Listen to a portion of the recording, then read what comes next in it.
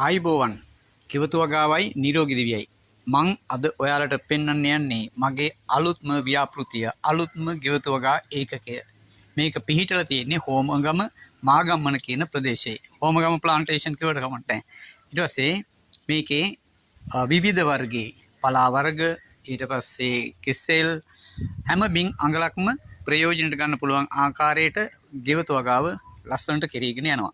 මම අද මේ පර්චස් 55ක් වගේ විශාල ඉඩ ප්‍රමාණයක තමයි ගෙවතුවගාව කෙරෙන්නේ දැන්.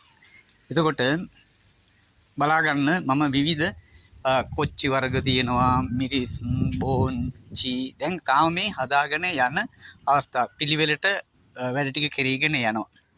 මට හිතන පොඩි වීඩියෝ එකක් කරන්න ඔකටට ආස හිතන බලන්නත් එක්ක මේ තියෙන්නේ කොච්චි වර්ගයක්.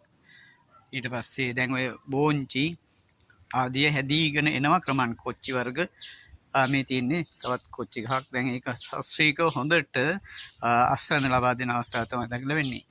විශේෂයෙන් කියන්න ඕනි ඊ타මත්ම ඇඟට පෝෂණය ගෙන දෙන ධාරණ ශක්තිය වැඩි කරන ගොටුකොළ වලට ප්‍රමුඛ ස්ථානයක් දීලා තිනවා මේ ගෙවතුවගාවේදී.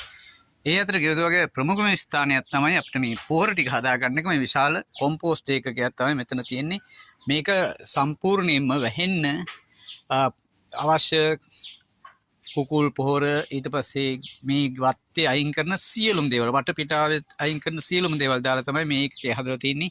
මේක කොහොමත් අතරම කිලෝග්‍රෑම් 500කට 600කට ආසන්න ප්‍රමාණයක කොම්පෝස්ට් එකක් තමයි එතන දකින්න ලැබෙන්නේ. අපි යම් බලන්න මෙතෙන්නේ ගෙවත්තක් වුණාම ලස්සනට පැහැදිලිව පිරිසිදුව තියෙන්න ඕනි. ඒක අංක 1. ඊට පස්සේ වැඩිපුර අර මං කිව්වාගේම අපිට දකින්න ලැබෙන්නේ ගොටුකොළ. පෙහෙත් ගොටුකොළ කියලා කියන්නේ පෝච්චි ගොටුකොළ නෙමෙයි. ඒක තාම ගුණාත්මක බයින් වැඩිම ගොටුකොළ විශේෂය තමයි මේ වගා කරලා තියෙන්නේ. ඊට පස්සේ මෙතන විශේෂ කෙහෙල් වර්ග තියෙනවා. එකම කෙහෙල් වර්ගයක් තමයි විශේෂයෙන්ම අපේ අවධානය යොමු වෙන්නේ මේ සුවඳුලුත් නෙමෙයි කෝලි කුට්ටුත් නෙමෙයි අතර පුදුම රස තියෙන කෙසෙල් වර්ගයක් තමයි. සුවඳල් කියන්නත් බෑ කෝලි කුට්ටු කියන්නත් බෑ.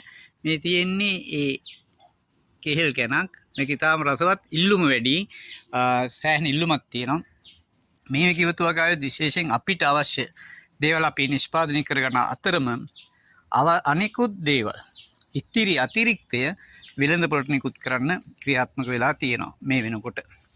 එතකොට සේරද රම්පෙද ඉතාම ක්‍රමානුකූලව ගෙවත්ත පිළිවෙලටම ලස්සනට මගේ ඇතින් මගේ සහෝදරයා වෛද්‍ය ඩොක්ටර් රංජිත් අබේවර්ධන ගේ උපදෙස්